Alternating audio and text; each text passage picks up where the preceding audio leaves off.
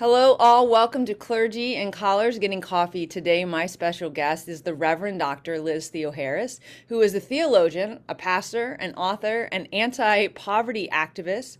She is also the director of the Kairos Center for Religions, Rights, and Social Justice, the co chair of the Poor People's Campaign, a national call for moral revival, which she helps to run with the Reverend Dr. William J. Barber II. Dr. Harris has also been organizing in poor and low income communities for the last 30 years. And considering you're barely older than that, that's like basically your whole life. She is the author of We Cry Justice, Reading the Bible with the Poor People's Campaign, and Always With Us, What Jesus Really Said About the Poor.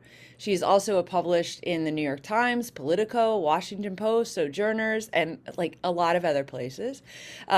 Reverend Dr. Liz Theoharris is ordained as a PCUSA pastor.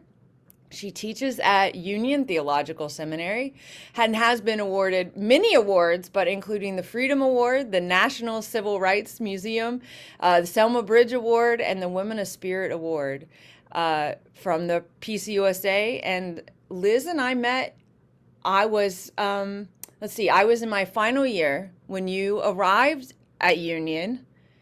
And then since you've stayed there, I moved on and left, but you like, That's right. that's where you were. So welcome, Liz. Yeah, it's great to be here. Thanks for getting to chat today. Yeah, I'm excited. So one of the so it's interesting because when we met, I don't know if I think you were in your early 20s. I was in my mid-ish 20s. And of course, very different people in 20s versus, this many years later. But you had already worked in poor and low income communities. That was already a huge part of what you brought as you came as a student. So what were those things? I talked about the things you did afterwards. When did that call start for you? Are you like, you're like, Samuel, right? Like you're like nine or whatever. You're like 9 years old getting your call from God. When did that start with you?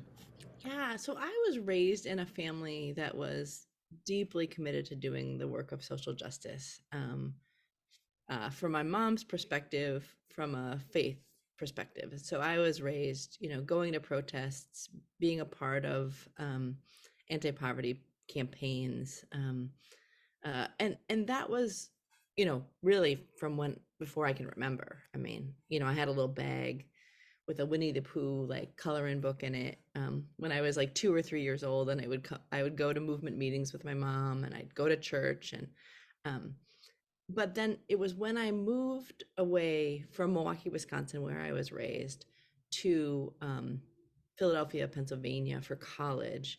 My first night at a pre-orientation program for college, I met leaders with the National Union of the Homeless and a Awesome. student organization called Empty the Shelters, Fill the Homes. And so my kind of, introduction to college life was poor people organizing themselves to build a movement to end poverty for everyone. And you know, I I spent much of my time in my college years with those different anti-poverty organizing campaigns. And so when I went to seminary at Union, you know, maybe I don't know, 8 years after I had met the Union of the Homeless and the welfare rights organizing, um, I basically was sent to seminary from that movement, to think about what were some of the theological, implications of a movement to end poverty.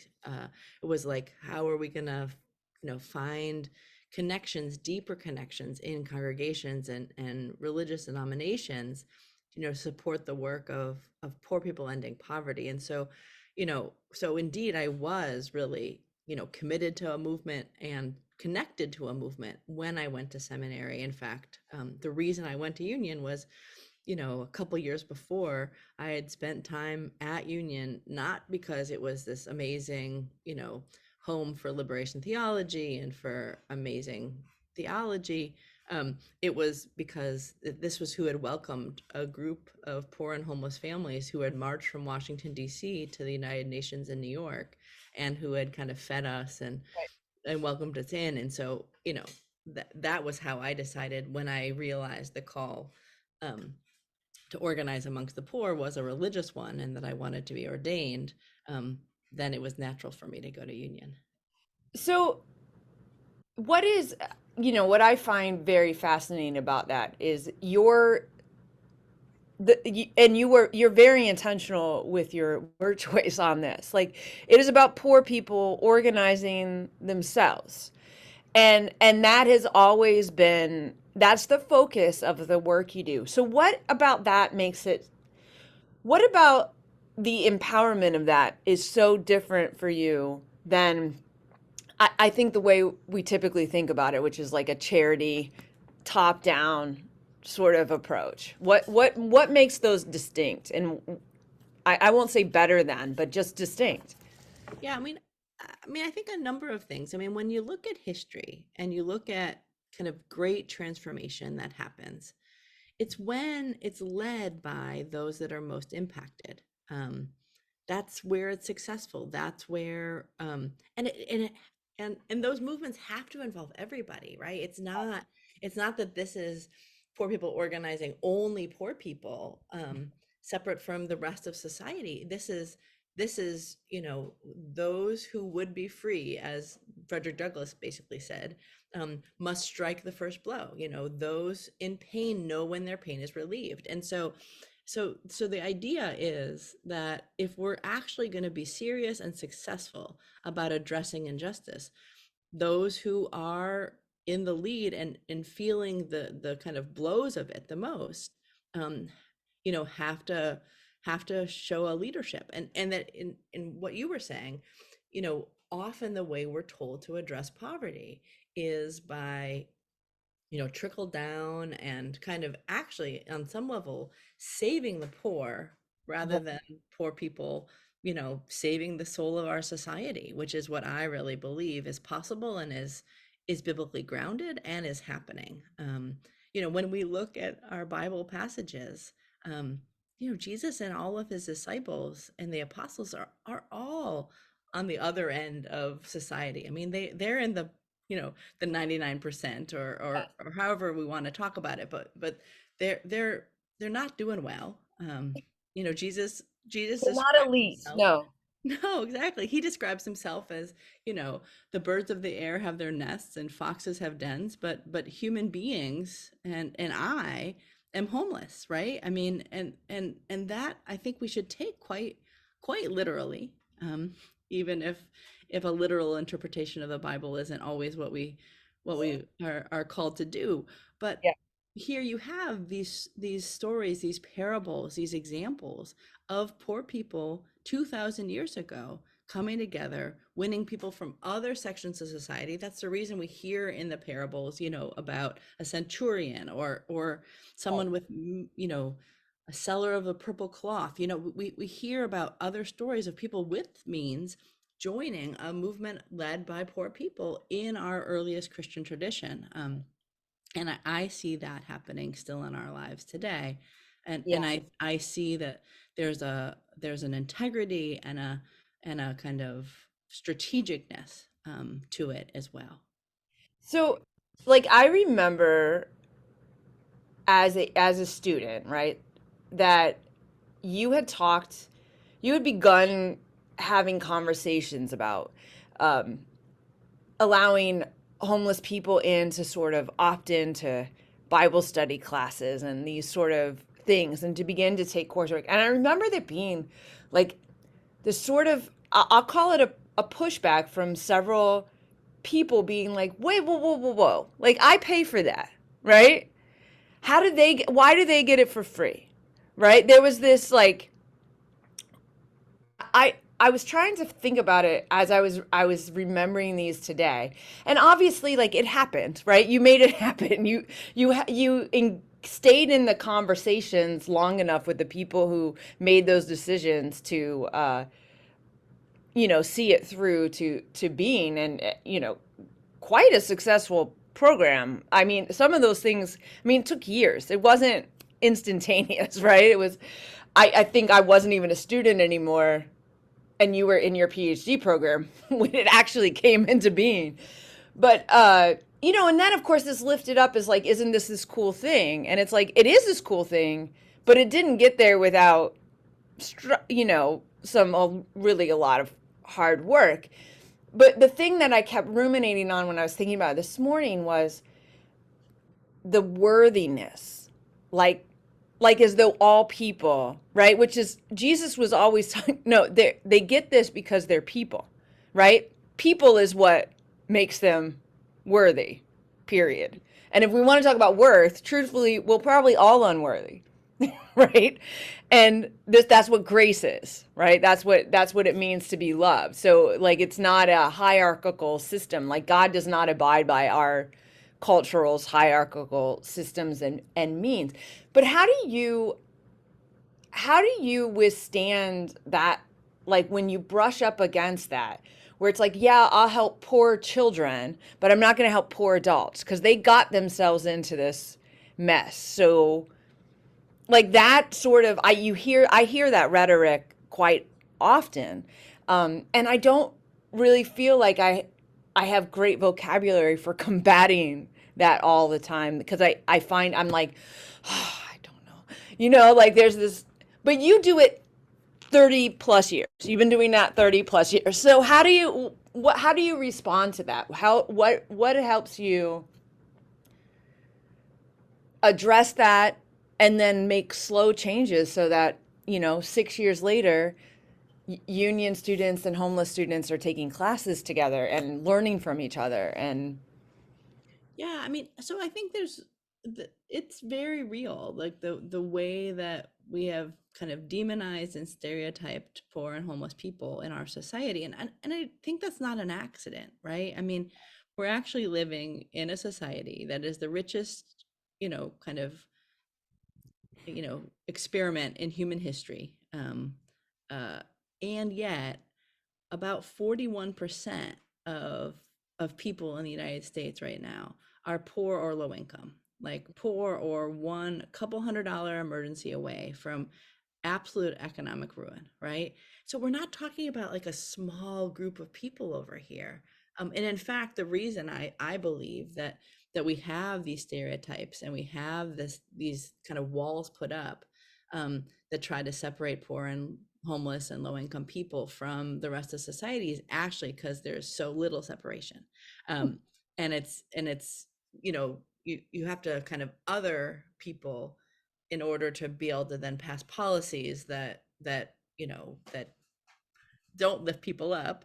um, when when you actually look at things again, like when you lift from the bottom, everybody rises. Like when you when our society does something like a child tax credit, and extends that to everybody, including the poorest people in our society, then guess what? Not only are 4 million kids lifted above the poverty line, but our whole society does better. Um, that happened in COVID, right? Exactly. It Yeah. happened. And then our Congress, and wages were raised because of it, and other, like, more money was in the economy, so little local businesses did better, right? All of these things, right? And then Congress decided not to extend it, right?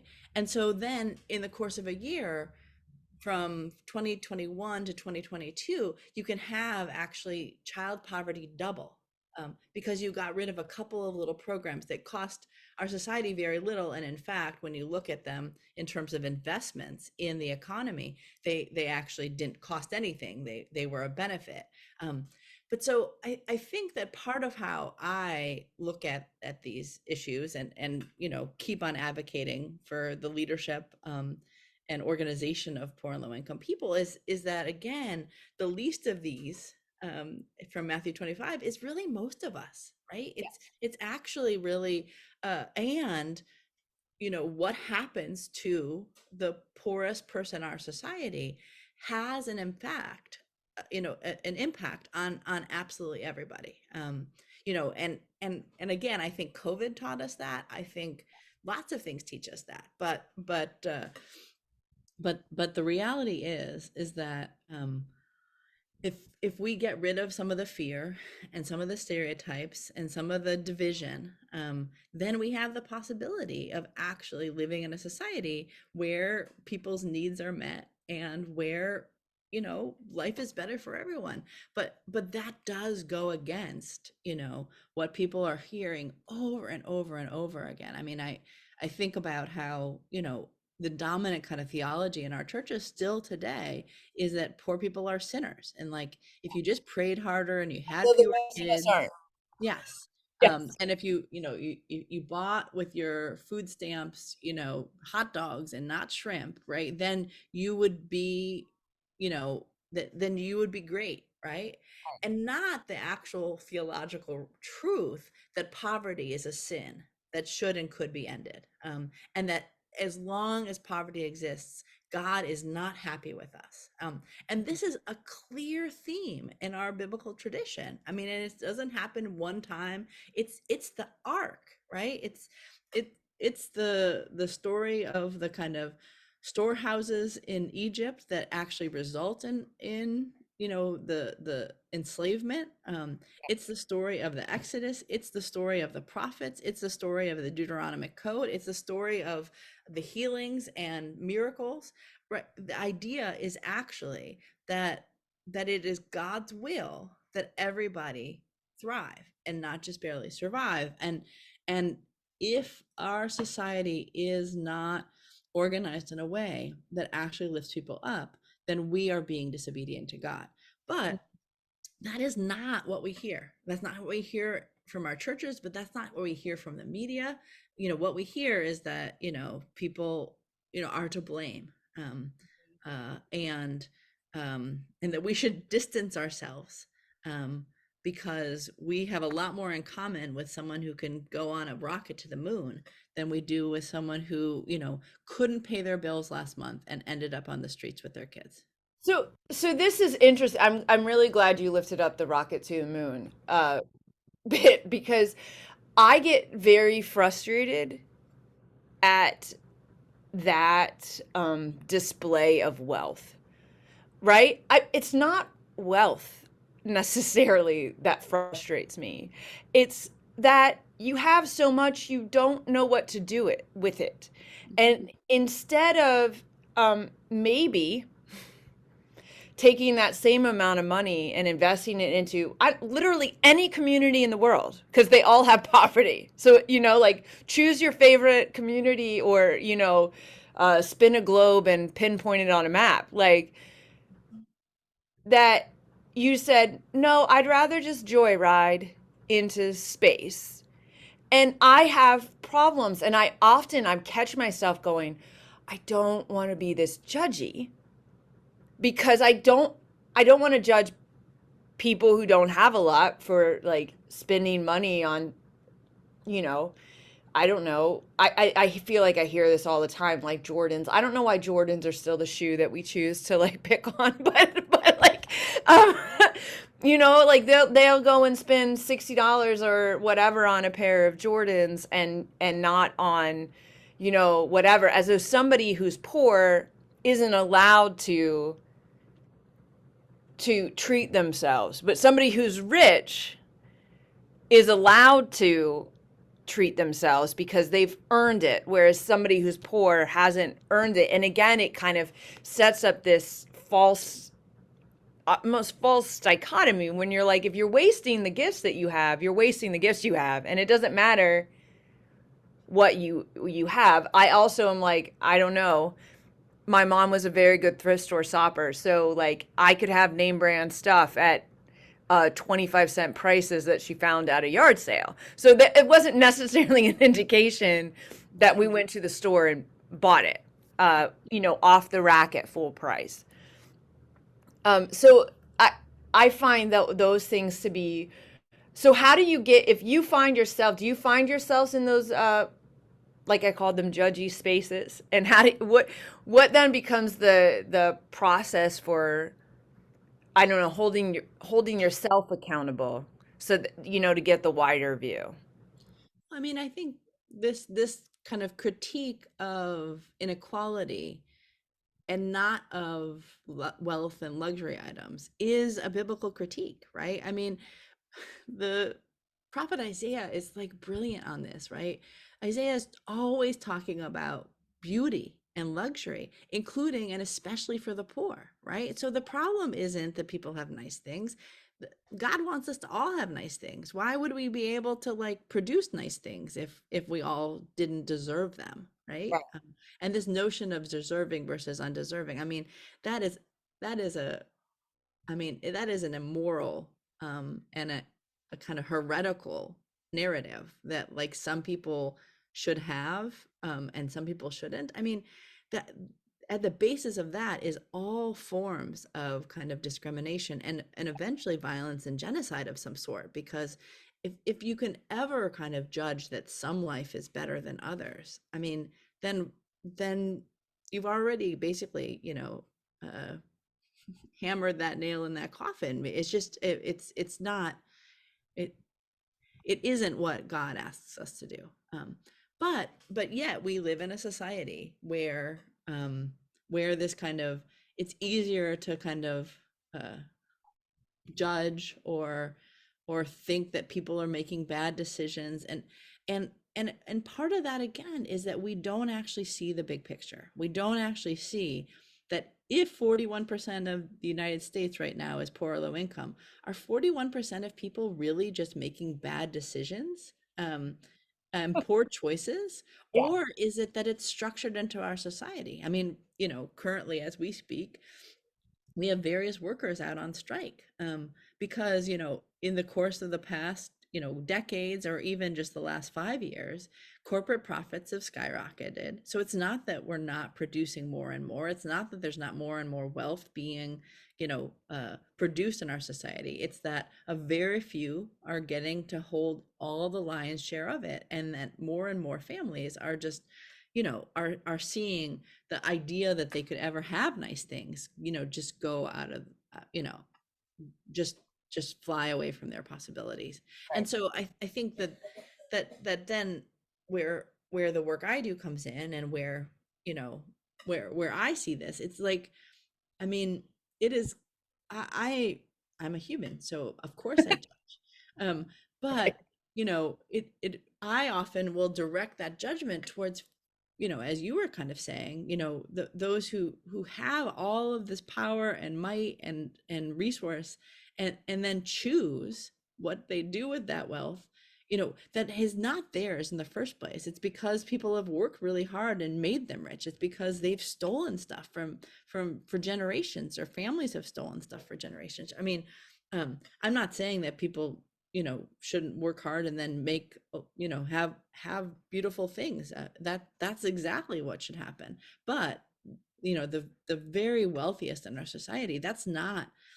not uh that's not how they got their wealth. Like, that's not how they got their nice things. They got it by exploitation, and by stealing, and by all these other forms. And the Bible is pretty judgmental about that. Where the judgment comes in is against, it's woe to you, rich. The wages you failed to pay your workers are crying out against you. Yeah. Their cries are a roar in the ears of God. Like, I mean, that's James 5. I mean, that's not like some political call to arms. That's the Bible. Or if you follow the commandments that I'm giving to you today, no one should be in need among you. Well, I mean, come on. Like, let's look at the amount of need in our society and in our world, right? Yeah, for sure. And it doesn't have to be this way. It's not that God didn't make enough. It's not that there isn't the resources to actually everyone to have what they need to thrive. It's that we're engaged in an idolatrous and heretical kind of society and organization of life that God does not approve of. At least the God of the Bible. Yeah. So I mean, this is fascinating because I feel like well, sometimes I think we take these very complex systems or ideas, and we try to boil them down into these sound bites, or a meme or whatever. And while I may laugh at a lot of memes, or I go, I tend not to share them because, I mean, I'll share quotes more often than a meme, because I feel like, I was like, this is a much bigger issue than this little snippet can give you. I've been I've been part of my community's comprehensive plan steering committee. And I remember very early on in this process, we were given there's an outside group that's running it, helping, like, this is their sort of thing, I guess. But they provided us with a bunch of stats and statistics about our community and our county. And some of it was about, like, home ownership and the median income of people in the community and the education and all that sort of stuff. And one of the things that I found very fascinating, and I recognized my utter nerdiness in how fascinated I was by this. I'm okay, because at 45 I don't care, right? I lean into my nerdiness more than I'm like, oh, don't think, no, I'm a nerd, and it's fine.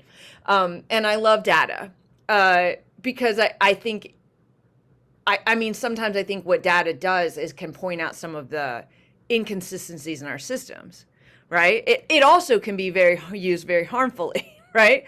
But one of the pieces that stuck with me in looking at it was, okay, the average income, like, of a homeowner was at mid 40 range, right, of income. And then they break down, like, this is what the mortgage payments are, and this is what these payments are. And then it was, of a renter in our community, the average income was about, half of that, right? So $20,000 less. But the amount paid in rent was only a $40 difference, right? Mm-hmm. And that didn't include so the utilities were included in the structure for the homeowner because of taxes and everything, not included in the renter, as though they don't pay utilities, right? So I was like, whoa. So we're talking about a $40 difference, right? Because this is money people pay. So I got nerdily excited about, oh my gosh, so if we helped people get loans and whatever, then they could divert and they could build wealth because they're paying the same amount. And they were all like, no, that's not how it works. And I was like, I feel like am I reading it wrong?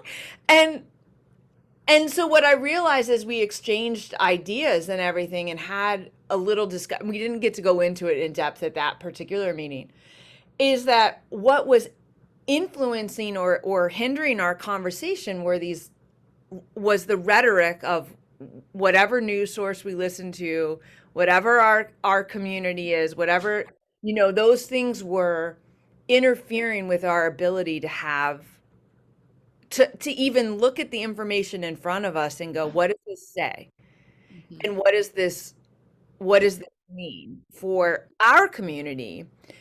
Because we might not be able to apply it on a New York statewide scale, but we certainly could address it locally. And so I guess in your work, when you work with people, do you do a portion of that kind of stuff, or is that irrelevant? Is that not necessary for the work that you do? Yeah, one of the things we talk about a lot in the work we do is that, like, we kind of we don't want to be loud and wrong, and so that, like, actually, like, backing up, the advocacy and the organizing and the protest work that we're doing with the kind of facts and figures really matters.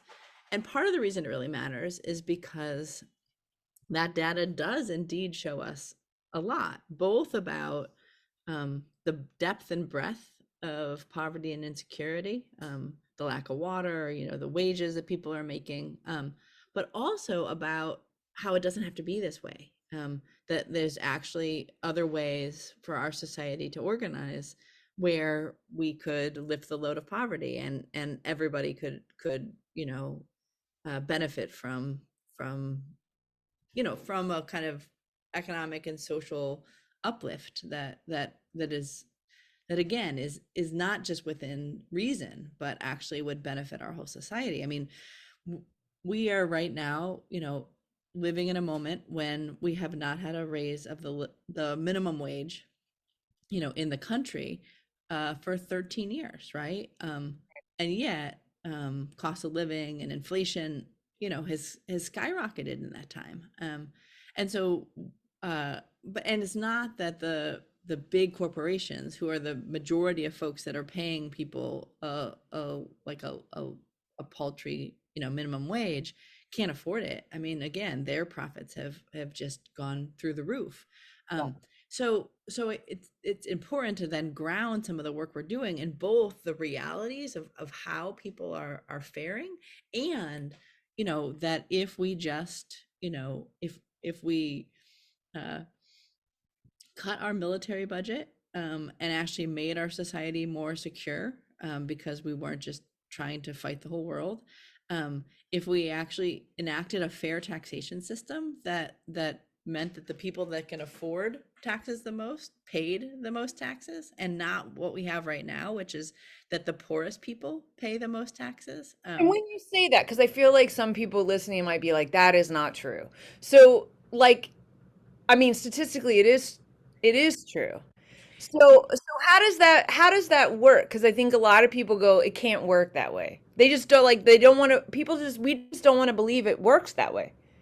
Right. Well, and the media in all forms, not just the most, extremist of media, but like, keeps on making this point over and over again, just that we're living in a fair society, and we're just not, right? And so, people, corporations, sometimes will get 50 years of not having to pay a dollar of taxes to just come to a community. And in that same community, you might have tolls, you might have other kind of taxes, but then you have your regular income and property tax. And so you have the poorest people, the people making the most, actually paying both the biggest percentage by far of their income, but also just in numbers, because of tax breaks, because of kind of corporate loopholes. You have, I mean, we saw this for the years when Donald Trump was in office, all of the different times that he basically had taxpayers paying for him to have a luxury haircut, right? I mean, he didn't have to pay for anything, let alone his taxes. I mean, and yes, he I pays just some always taxes. forget to go get a haircut. That's what I routinely forget. I like go, oh shoot, I haven't had a haircut in 6 months or whatever. And then I realize, again, like some of it is prioritizing, right? Like we recognize the things that we also prioritize, and so often our budgets or our systems aren't necessarily in line with, or maybe they are. They're in line with somebody's priorities. Yeah, I mean, for sure. I mean, it's kind of, the kind of joke that the golden rule is that he who has the gold makes the rules, right? I mean, that is indeed the way our society is organized. And and and it again doesn't have to be this way. Like, if we had, I mean, the vast majority of people, including people with real wealth, agree that taxes can be a very helpful thing. And in fact, a lot of middle income and upper middle income people are very willing to pay more taxes if it would mean that our society worked better, right? And so we sometimes get into this conversation about, like, taxation or whatever, and actually, taxes could be a great way of our society, serving everybody, whether it's libraries and sanitation and roads and schools, and you know eh, and the kinds of things that we need to function, and the idea that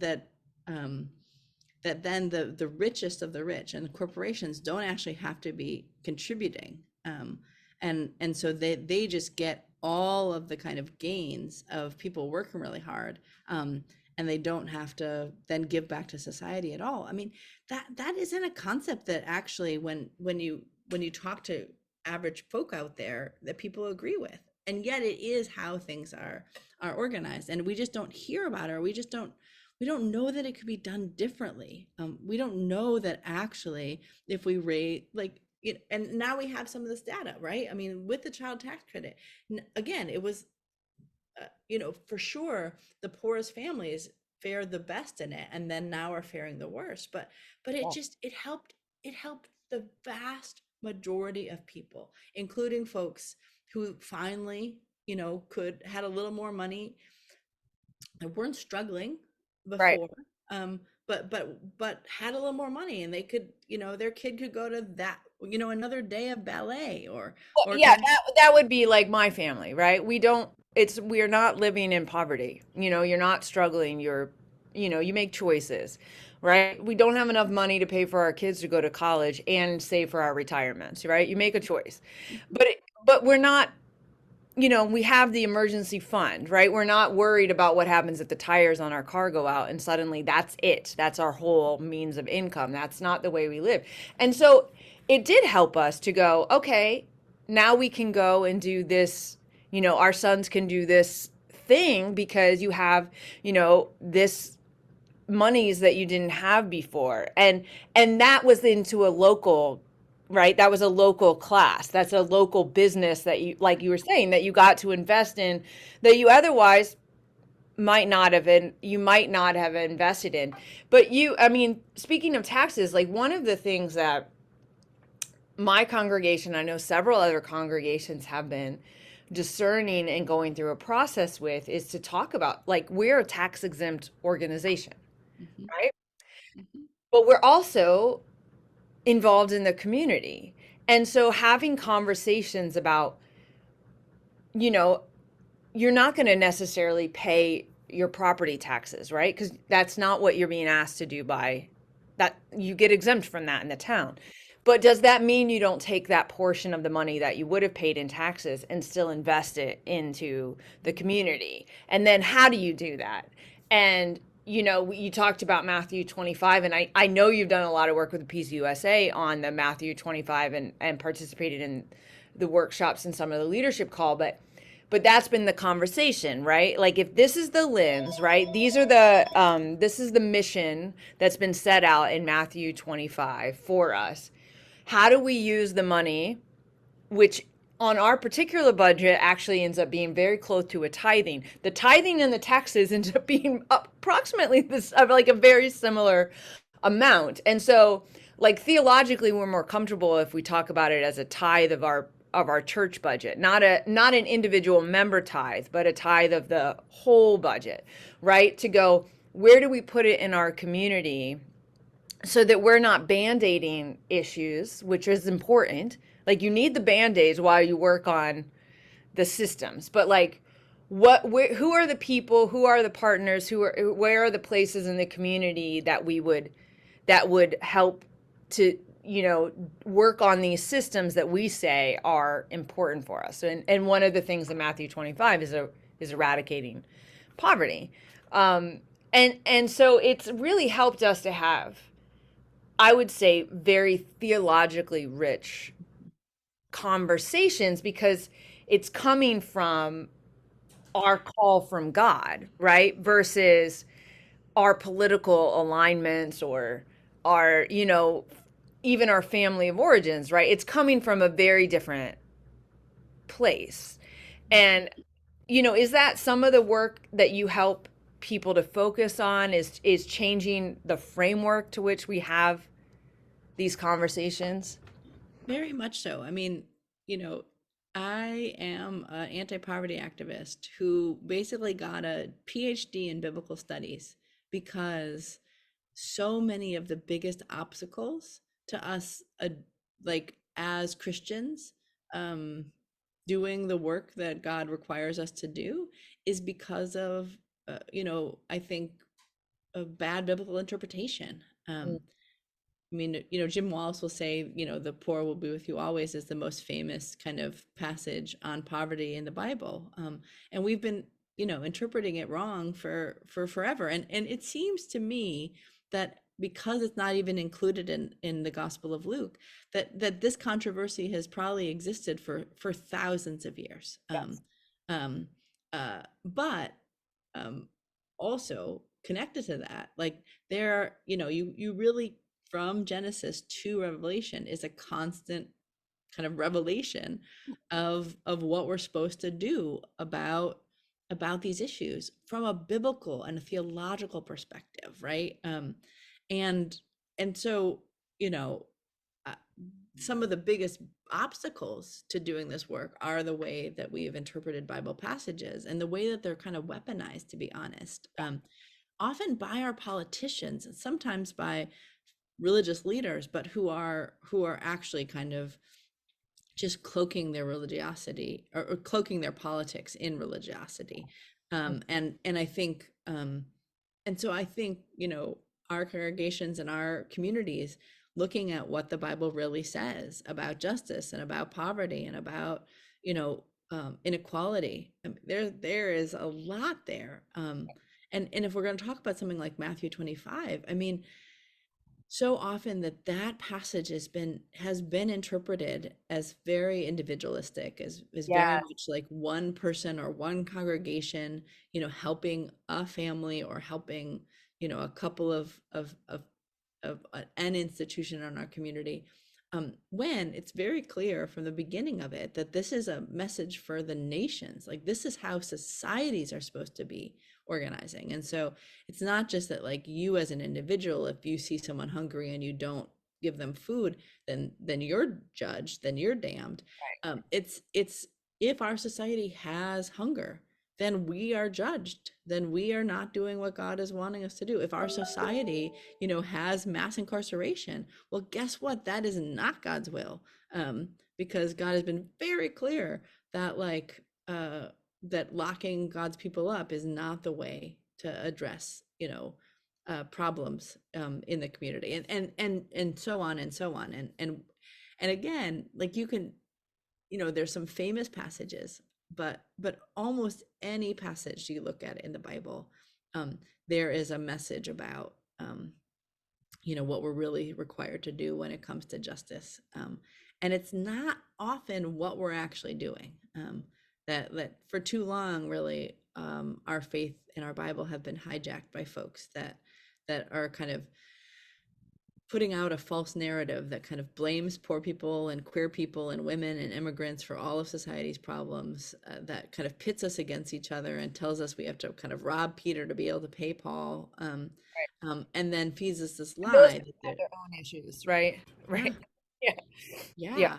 And then we have this lie that, like, this is as good as it gets, or there's really scarcity when we're living in, amazing abundance. And so these are all false narratives, but they're the dominant narratives, and they're kind of theological narratives and moral narratives, that actually, when we look at what the Bible really says, have almost the exact opposite, than what we think is in there.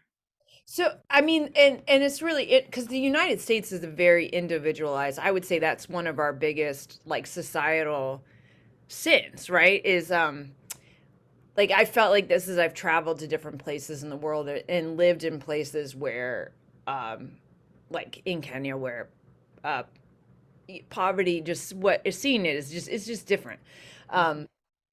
But also New York City, right? But when I came back to the US, that's when I realized, wow, the level of entitlement and individualism, what we combat in that, like, and I will say they're communal sins because I have it too. I mean, it's not like I'm somehow immune from, no, I deserve this. And I feel that sometimes even with my children when I go to advocate for them in school or whatever, sometimes I'm like, no, my kid needs to have this special thing and whatever, because, like, I know that would help my kid. I would like to think that I try to do it, to go, what sort of things do we set in place in our schools that would benefit a lot of the kids, right? Like, debriefing after a school medical lockdown doesn't just benefit my kid, right? It benefits all our kids. That practice of debrief is as essential to the process of practicing these other things that we have our children practice and go through. It will only help them more, because we couldn't, for me sometimes, like, how do we talk about in crisis, that that practicing is to help us to better deal with the crises, which generally are unpredictable, right?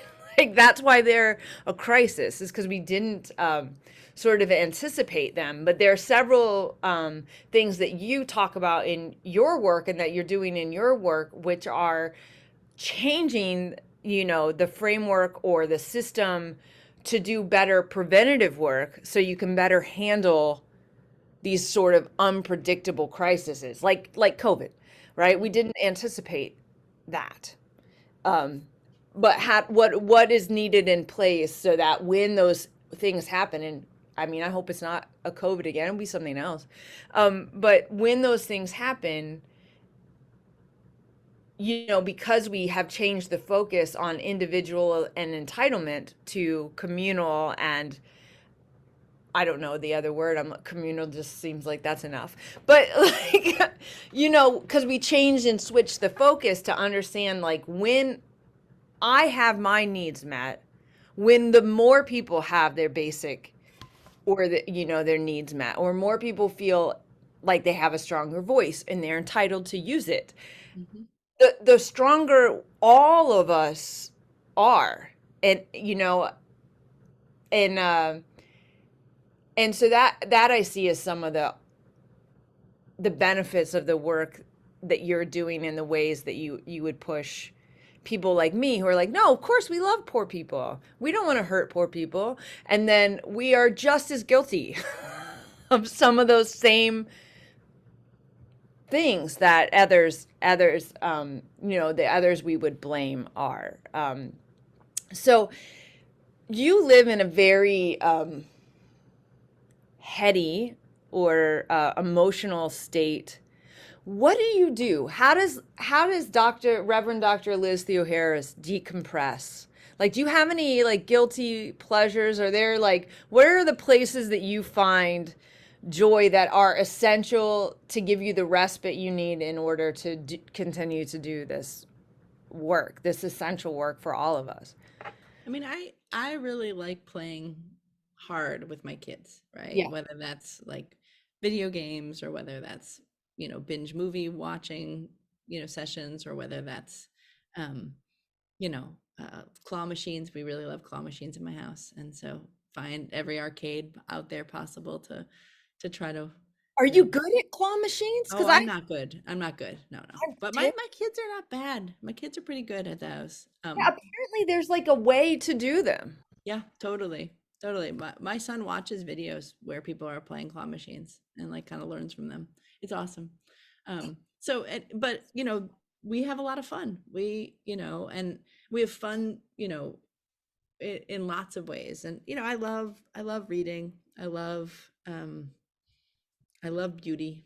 Um, I think there's a lot of beauty out there in the world, in cities and uh, in the countryside. I think flowers are amazing, and so I try to have flowers around a lot. Uh, but I also get real energy from doing this work. I mean, I'm actually an introvert, but being, feeling like I have a role to play in the world and feeling like there are people coming together and seeing all the time that there are folk with very little resources, but who, every day stand up and try to fight. And I get to be a part of that. Like that actually is sustaining as well. But I also like to have, you know, fun, fun with my family. So what was the latest binge watch or binge show and or movie that you engaged with your children that you were like, oh, this is a good one for everyone. Like everyone should be seeing this. Yeah, that's a good question. I mean, we've watched all of the Marvel movies kind of in the order that they are in time. Oh, And so see, yeah, that's an interesting thing. That's like a cosmic debate, right? Of yeah, you watch them in order of release date or in exactly. order of sequence. Like, Yeah. And so we went with the sequence, and it was, I mean, we all had a lot of fun. My son is really excited about anime, and so we just finished watching the live action One Piece uh season, and thoroughly enjoyed that, had a lot of fun with that. um, I like the idea of kind of pirates, uh, and I think that uh, the Hebrew people, ancient Hebrew people in the Exodus, sometimes they're talked about as land pirates. So I think it's kind of fun to then. So that's what I was going to say too. Is sometimes I love our theological seminary education, but I will say it forever altered and changed everything I've read, watched, and listened to. Like, it's not just like, you know, I don't know, a biblical story or whatever that it changed. Like, I was like, oh, this is, it like every sort of thing became shaped by that. You'd hear those stories, and so of course you would see the land pirates and the Hebrew people and like One Piece at the same In time. one piece, exactly. But I think that's, I mean, I think that's good. I think art should live and breathe like that and help create new things forward. And I know, like, with my kids, they both love graphic novels and things like that. And Mm-hmm. it's been very interesting, like, to watch. Like, my son read, like, I don't know, what was the Lewis Lowry book, and then they had a graphic novel of it. So when he read it, and then he had to read it for school, and he was Mm-hmm. like, "But I've already read this," and I was like, "Well, let's go and look." And we found the graphic novel version of it, and I was like, "Well, read it this way.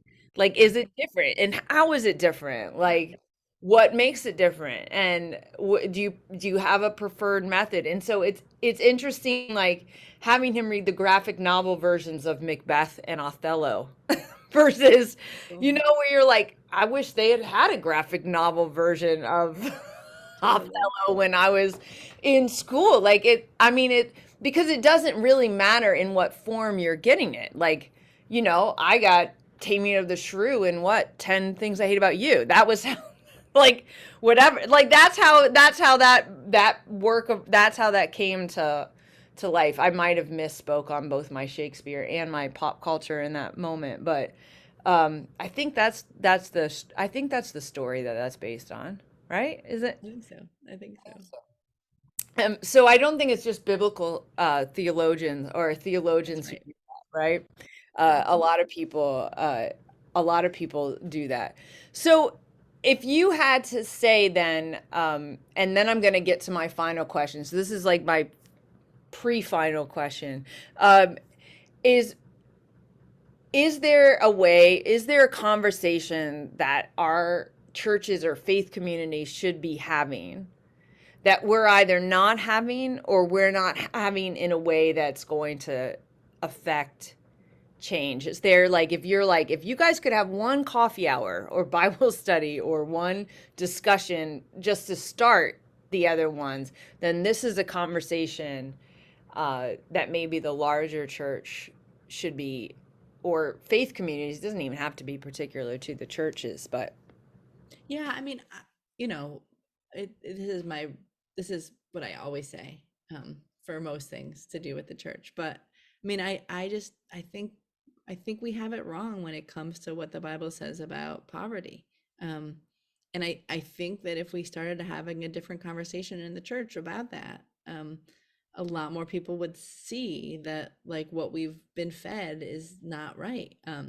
You know, I think about a passage like, if you do not work, you shall not eat. I mean, it's still weaponized all the time. And really plays into this kind of idea that, like, people, you know, shouldn't be buying those Jordans like we were talking about earlier, if they don't have the money to do so.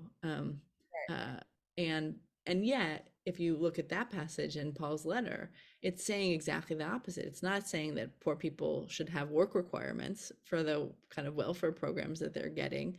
It's saying that the rich are benefiting off of the work of poor people, and that, you know, rich people should contribute, and people with means should contribute, you know, more to the community than poor folk are doing. And so, um, I just think that could change how we actually talk about these issues in our communities and in our congregations, if we were to actually take on some of the, you know, the things that have been most weaponized, and instead, you know, or this passage from Matthew of the rich get richer and the poor get poorer, right? I mean, that's not a proclamation of how it's supposed to be.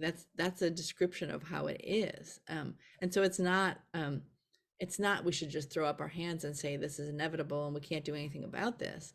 Right. This is actually a call to action. But until our congregations are actually having those kinds of conversations, um, uh, and and they don't need outsiders to come in and say this is what it really says. Like if you look at those passages, if you just read the connections to the passage, I mean, if you just have a New Interpreter's Bible, for Matthew 26, where that says the poor will with you always, it says, guess what? This is a quote from Deuteronomy 15, where it says, there'll be no one in need among you if you follow God's commandments of Jubilee, right? I mean, like, and so this doesn't take a seminary degree. This doesn't take an Right. activist coming in and leading this in our congregations. It's that we need to start talking about this four-letter word that is poor, in our congregations. And guess what? When we do, it will end up somewhere different. Not alone, right? Like we have to then put it into action. Then we have to do something about it. But to me, we are not taking up the kind of real issues that are God's concern. If I we're mean, that would be a really interesting, you know, communal Bible study to do, whether you do it like you present it in the pulpit, but to just do like those, to pick out some of those passages that, as you said, have been most weaponized, and really just do an in-depth study of them to see how people are reading them, how it's read in different versions, what it's citing back. And you're right, you don't need a theological education to do that. You just need to carve out intentional space That's right. to do that, because as we see, it can't really be done in an exchange on social media. Like that's not really the place where we're hearing our best. I mean, in general, I think nobody hears their best without beverages and snacks. So if you can't create that environment, um, then it gets more difficult. But my final question as we approach now, this is, Liz, I will say that this is the question that gets the most eye rolls, but it's where I've been as a kid who grew up watching early '80s cartoons with the Care Bears, and as I've aged, I've come back to them, being like, I think they are maybe the best physical, you know, uh, descriptor of the Holy Spirit, right? Like if that Pentecost movement, now all I see is like everybody getting there, like that, how it comes down in that moment of like the things, they're no longer little flames that lighting on our shoulders. They're like your little Care Bear, a lighting on your shoulder. So if you had to think about those symbols, because I mean you've been doing this work forever. I mean you've been your whole life, right? And through good leaders and teachers and encouragers, you've gotten to grow, into this awesome adult person. So if you were to describe yourself as a Care Bear, Liz, what color Care Bear would you be, and what is your belly, your core symbol on your belly that you shine out into the world?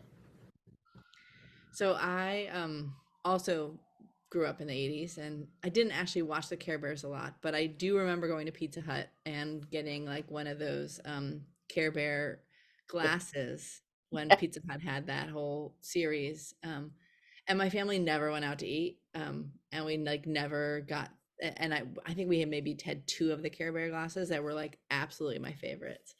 Um, but when I think about um, and I don't know a ton about their personalities, but I think I'm like a mix of grumpy and wish. Okay. Um, because I feel like both, I am very grumpy about how things are in the world, and I don't think they have to be this way. And I think it's actually okay to be grumpy about those things. Hmm. But I also feel like I spend some of the most time in some of the poorest places across the society, and really think it doesn't have to be this way. And so there's this way that like kind of the way Wish Bear, is That is hope. is trying to bring, hope and blessings on some level to our whole society. And so I think there, that's where I land. A blue bear with various things on our belly. I mean, I think that's awesome because I do think, I mean, what I like about some of those instrumental children stories for me are places like, you know, Peanuts did this. You had a variety of personalities. Winnie the Pooh, 100 Acre, like this was the thing. Care Bears, like you had these. Probably, I haven't gone back to look at My Little Pony. Maybe it's there too. But like you have all these. I mean, certainly present in Sesame Street, right? It's these different personalities. And you go, yeah, and they're all welcome. Not just the ones that we quote unquote go, these are positive personality traits, right? But to be like, no, there's a place for grumpiness. There's a place for grouchiness. There's a place for, you know, I don't know, Snow White and the Seven Dwarfs, what was he, you know, but there like are places for those things. I remember when what was that movie that came out with the emotions, right? It was all the feelings, right? And joy was the default for her and Inside Out. And and I remember when I saw that, I was like, I think my default isn't joy. I think it's anger one. I think it's Lewis Black. Like I was like, I don't know that that would be my like, you know, resting personality. And I experienced tremendous joy in my life. Like I have tons of things to be, I am so grateful. And those practices help me to in my life. Like I've developed gratitude practices and joyful practices. And like on my days off, I also go into nature as much as I can to see natural beauty. I actually just encountered a deer on a recent bike ride, which was pretty awesome. I also saw 3 snakes, not as awesome. So I did not get off my bike for those. Like I did stop my bike for the deer. But I think it like you said, those ways to refuel and sometimes that bitter sweetness of being both, like we can both be a mirror of our societies and be also pointed towards a future of that's hopeful. I mean, that is the biblical, that's that Genesis to Revelation, that's the arc of that story, right? Is that thing. And Jesus says, yes, so do it now, right here in the present. We can make these realities happen. And so, thank you for being that mirror for us, and thank you for carving out time in your day to share your massive insights. And I hope one day our paths cross. They cross in many people still, and in many ways, but I'm hoping they come to a face-to-face encounter sometime in the future. I would love that. That would be awesome. All right. Thank you so much. All right. Thanks so much.